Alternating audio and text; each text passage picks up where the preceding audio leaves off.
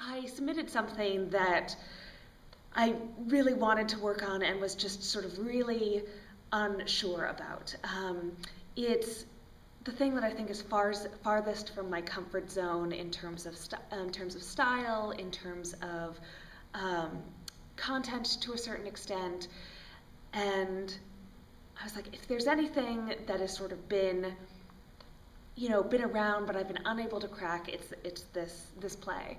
One of my goals was to finish it. It was sort of half a play.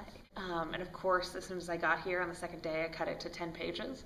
And I was like, that's not the direction I meant to go. But I think, Levin's process has been breaking something down in order to rebuild it.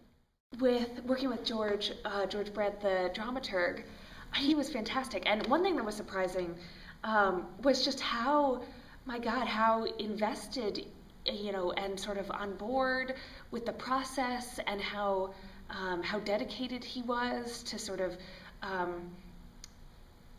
both asking outside questions and keeping track of my goals. And I was like, my God, I'm so glad I only have to write this play and not dramaturg a process here, because it seems so much harder to be that on top of it. Like I could hear, for example, in rehearsal, I could hear a scene and be like, gosh, I don't know what to ask of this or what to do with this or what.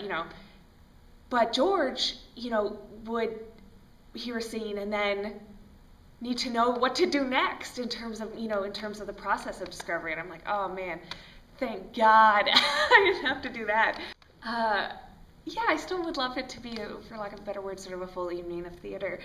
Even though one of my goals coming in was to, I had like 50 pages, I was like, let's make it 90, and then of course I cut it to 10. But I'm actually really glad that I went through that, because I feel much more sort of confident